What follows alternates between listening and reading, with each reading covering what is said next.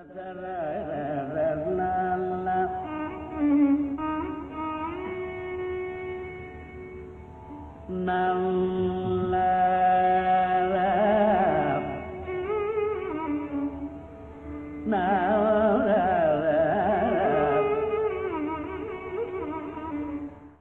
to yet another episode of Explore by the MOPA Foundation. This is Sriranjani Santhanagopalan, and today I'm going to be presenting my thoughts and explorations on the ethereal music of Tandalam Krishnamachari Rangachari, or T K Rangachari as he was more popularly known as. Sri T K Rangachari, in my opinion, was an unsung hero. I think he was not celebrated enough in his own time, especially considering his peers like Shemmangudi Mama, Madurai Mani Iyer, MS Subbulakshmi, GN Sir, etc. Which I cannot fathom why, because his music really exhausts all superlatives. As a performer, he was really something else. When you listen to his concerts, they are so riveting. You know, his vibrant, sonorous voice and his uncontained manodharmam, the way he presented, the way he executed his ideas, all of this makes you wonder why he was not as celebrated as his peers during his time. Anyhow, a little background about him before we actually delve into his music. Sri T K Rangachari was born on 3rd June 1912 in Varahaneri, Tiruchirappalli. A fun fact about him was that he was known as Tavil Rangan, because he used to play rhythmic sequences in the household pots and pans. So we know that Brahmalayam existed in him starting from a very young age.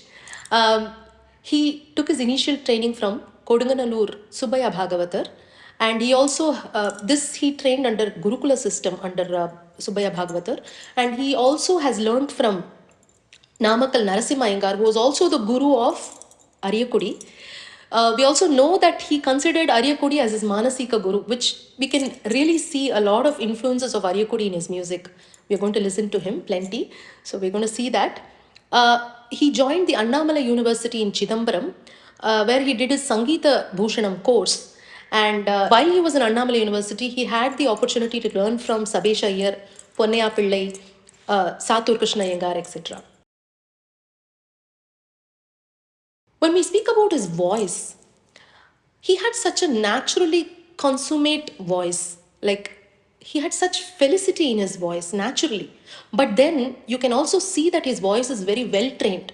He didn't rely on that natural ease that he had in his voice. He did years and years of rigorous practice to make sure that his voice was very well trained. And he was able to translate whatever wild ideas that he got in his head, he was able to translate them in his voice. Sri T K Rangachari's voice was naturally sonorous and Brika oriented. There was a natural ease and felicity to his voice. But it also seems very well trained, because he was able to translate whatever flamboyant ideas that he generated into his voice. He made full use of his naturally gifted voice, and there was no holding back, just pure flamboyance in all 3 octaves.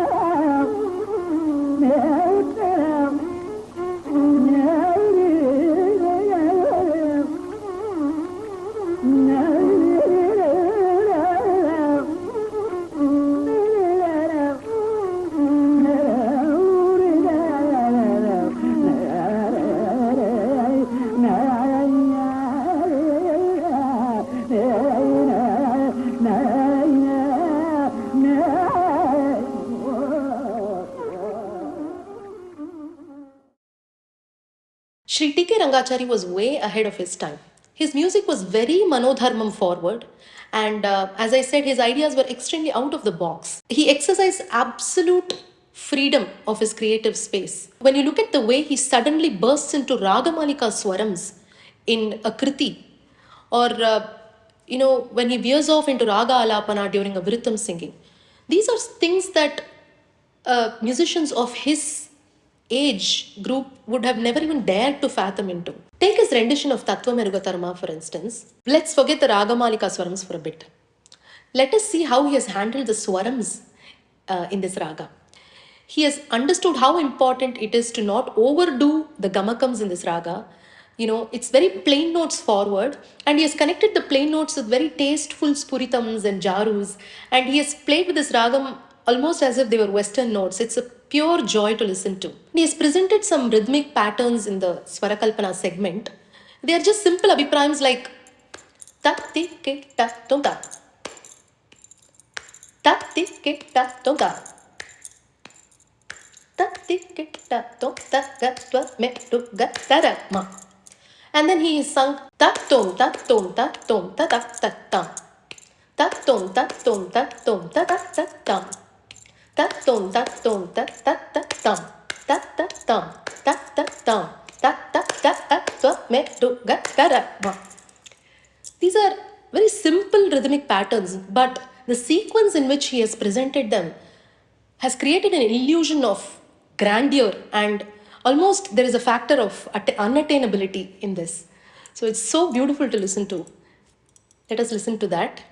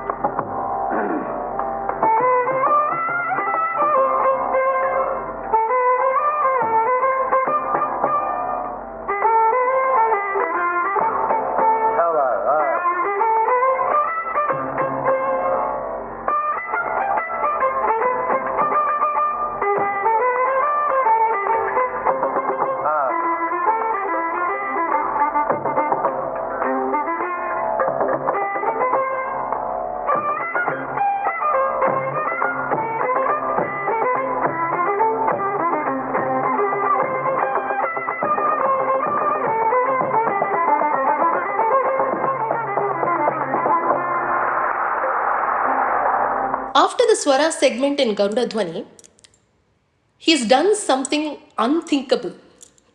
He's veered off into Ragamalika Swarams in the Kriti itself. He has sung Darbari Kannada and Ganamurti, and he has come back to Garuda Dhwani. Like it's unheard of in his era, right? I personally don't know of anybody who is veered off into other ragams while singing Swara Kalpanas in one Kriti. So it seems very natural. It's not something that I don't think he rehearsed this at home. I want to be different, so let me sing Ragamalika Swarams. I don't think that's the thought that went in his head. I think it just came to him very naturally on stage, very spontaneously. And that is so beautiful to listen to.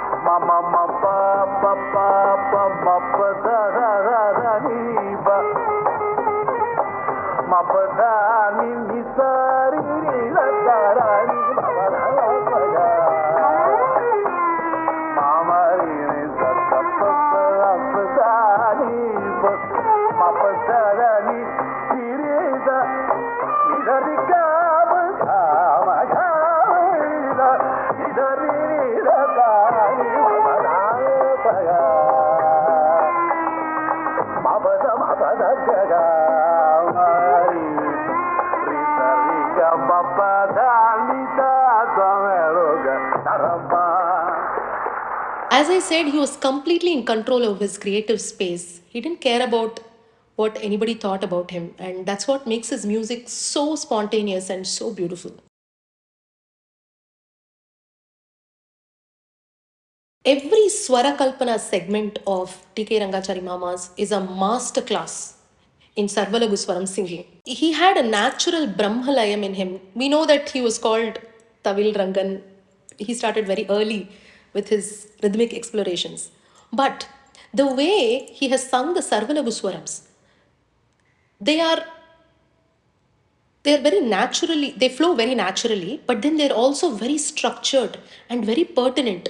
They're so structured that the mridangists were able to be in perfect sync with the Sarvalagu Swarams. Even in places where he has taken a breath, the mridangists have been able to sync in with the gaps also. Let me play a Swara segment that he has sung in Guruleka Etuvanti.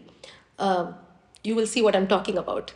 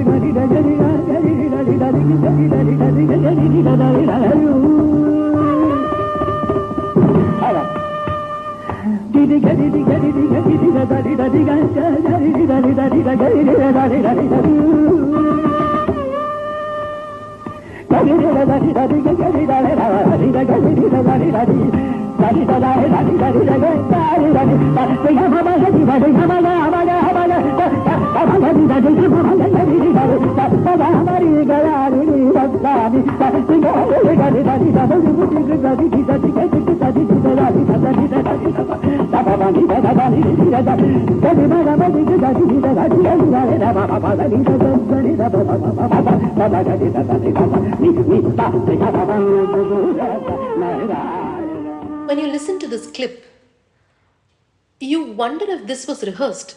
You almost wonder as if he notated these swarams, and there were, several rehearsals that went into this before they actually presented it on stage.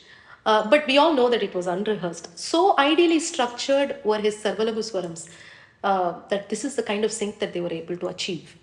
One thing to note is that he rarely ever ended with choreways.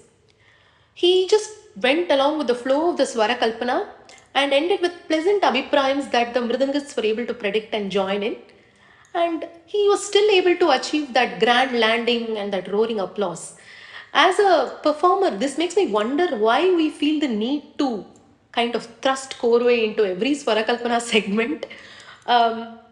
Sometimes when we sing chorways, we tend to focus on the Kanaka aspect so much that the Raga Lakshana is sometimes jeopardized.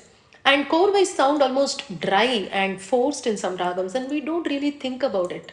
When we listen to legends like T K Mama, it really makes us rethink some of our decisions that we make as performers.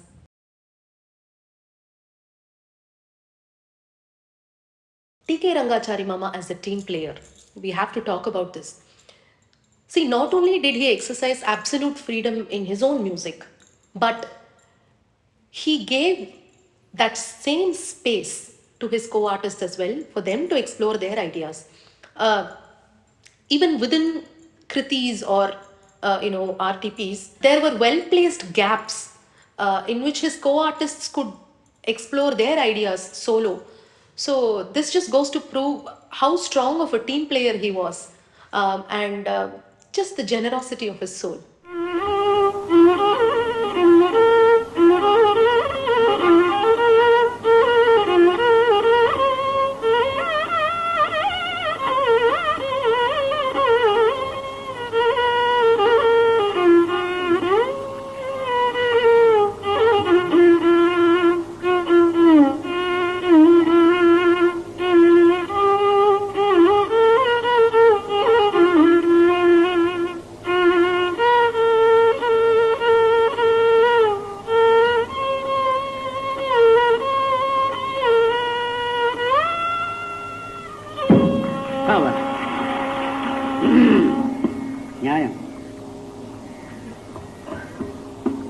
Sujana Jivana, Sujana Jivana, Sujana Jivana, Sujana Kabar, Sujana Jivana, Sujana Jivana, Sujana Jivana. Rama Sujana Jivana, Rama Sujana Jivana, Rama Sujana Jivana, Rama Sujana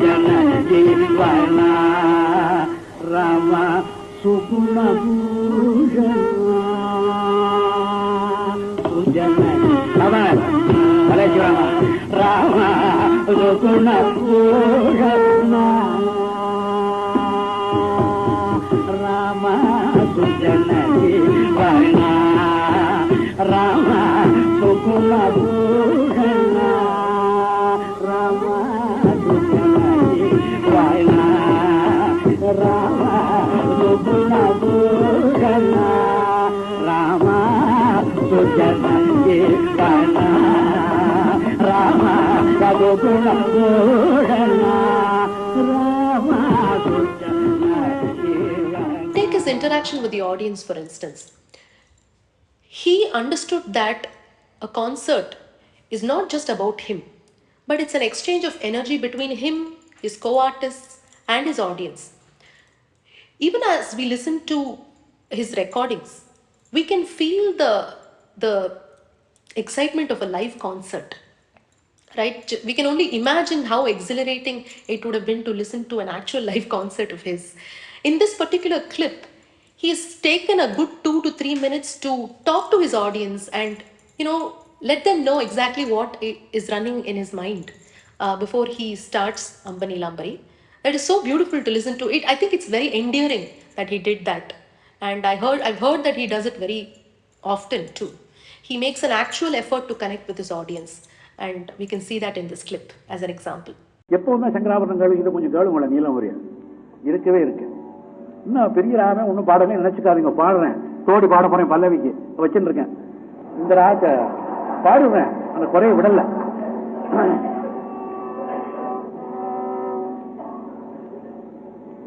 ரொம்ப அசாத்தியமான இடங்கள்லாம் இருக்கு இதுல.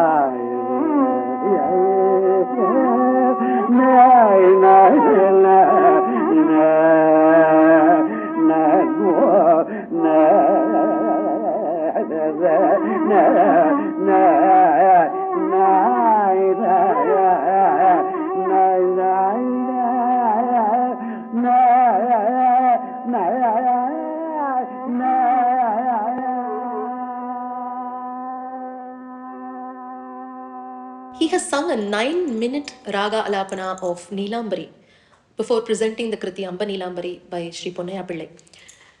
In the male Shadjam, he has landed in several unique ways, which just goes to prove how much of a thinking musician he is. Coming to his Raga singing, he has sung extensive Raga Alapanas, 15 to 20 minutes, even in Ragas like Kokilavarali, Vagadishwari, or Neelambari, Jayamanohari. These are ragams that were considered extremely rare and offbeat during his times. And as I already mentioned, he was way ahead of his time and his ideas were very modern, out of the box.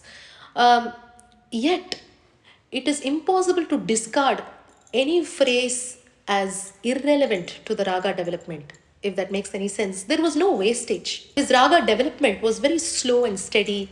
He explored the ragas through short phrases and he stayed within a particular region before he explored all the possibilities within that region before he moved on to the next. And it is such a pleasure to hear him sing ragas like Kamas, etc. Let us listen to a clip of his Kamas ragam.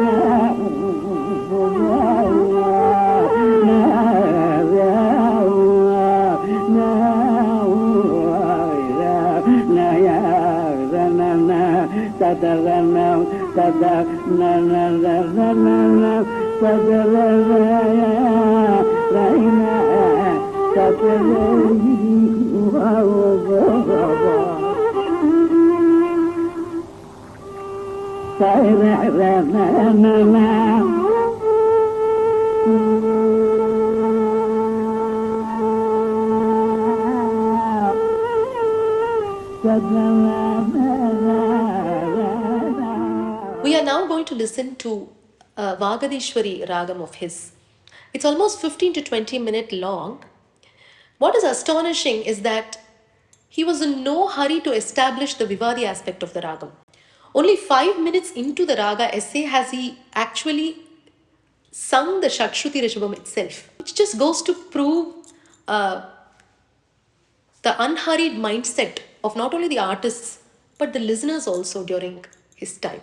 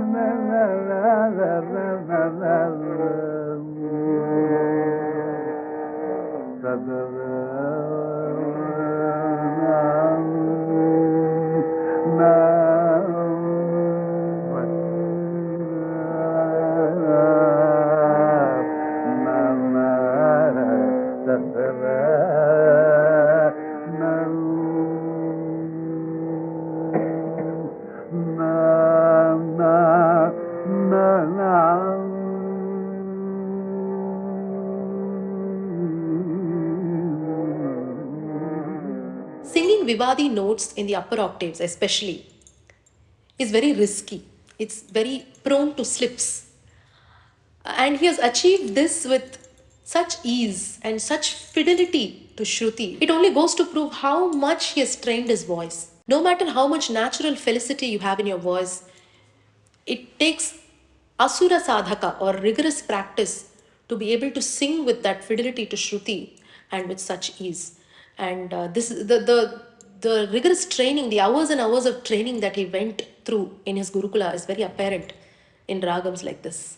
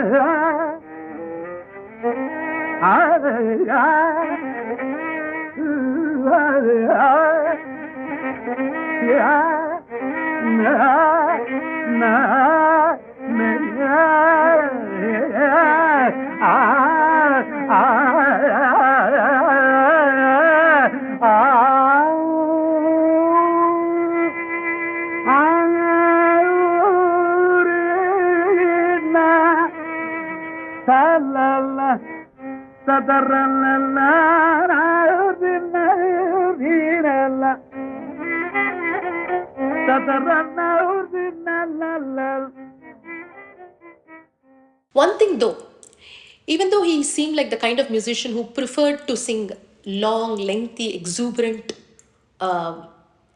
manodharma segments, he also knew the power of proportion. At the beginning of a concert, he sung a Hamsadvani Ragam. He has immediately established the Raga Lakshana, leaving no doubt in the minds of him or his co-artists or the audience. We get the satisfaction of having listened to a detailed 15-minute alapana in the Ragam. Let us listen to that.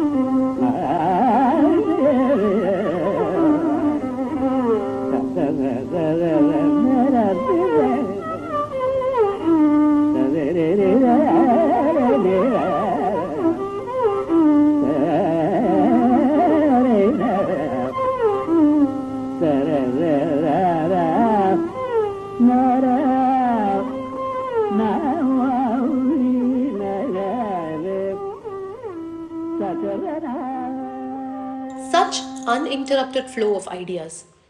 The way he has experimented with various textures, side by side, that is some akaram based, some jaru based, some nokku based, refreshing plain notes, the variety that he could bring about just by sheer changes in dynamics in his voice is so beautiful to listen to.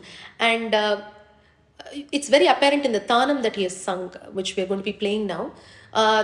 This is a prelude to a Nalukale Pallavi, a Dviraga Pallavi in Amritavarshini and Ananda Bhairavi that he has sung. Let us listen to the Tanam clip now. Anam tanam saganam tatta Anam tanam saganam aganam tatta aganam tatta aganam tatta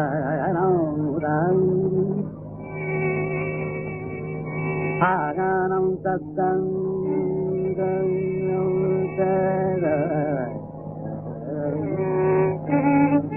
Ayanam dum darayanam dum darayanam dum darayanam da Ayanam darayanam darayanam darayanam dara Ayanam darayanam dum darayanam darayanam dum darayanam Ayanam darayanam dum darayanam da Ayanam darayanam kadam dum sadam darayanam da Nauram darayanam da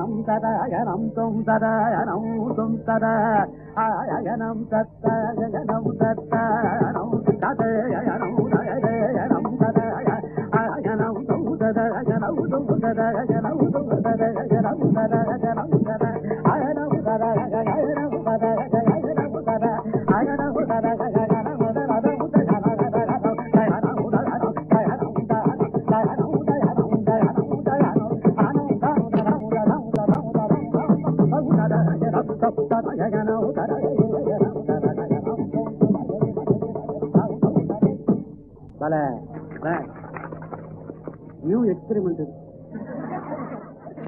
The way he has combined the Trikalam in the Purvangam of the Pallavi is really refreshing. It's something that I've not heard any musician of his generation come up with. Let's listen to that now.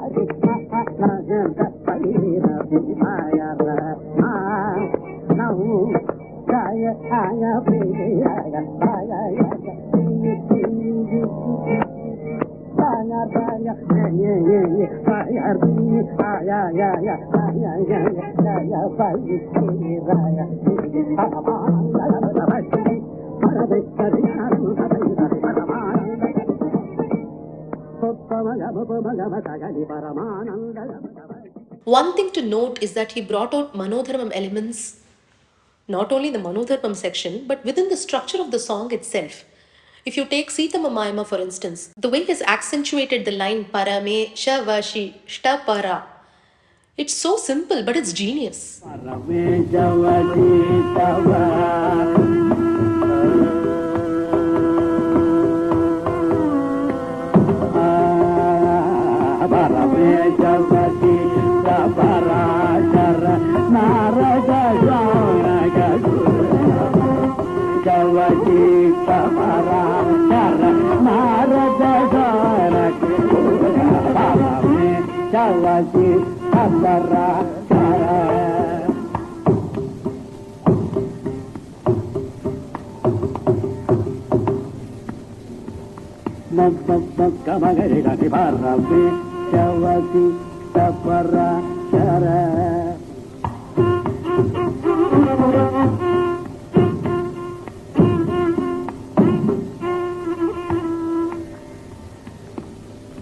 Samagarani parame shavasishta parashara.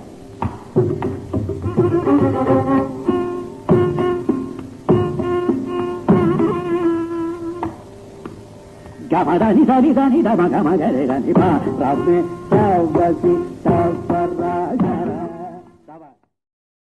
Sri T K Rangachari also had a parallelly successful teaching career as well. He worked in Annamalai University as faculty. He was invited to Sri Lanka to on teaching assignments, etc. And he was interestingly known as the professor on the dais because he used to encourage his students to sing along with him. He had no inhibitions about that. Sincere thanks to the MOPA Foundation for giving me the opportunity to delve deep into the life and the music of Sri T K Rangachari. I thoroughly enjoyed taking you all along with me on this journey, and I really hope his music rings in more households as it deserves to. Thank you. Sadhana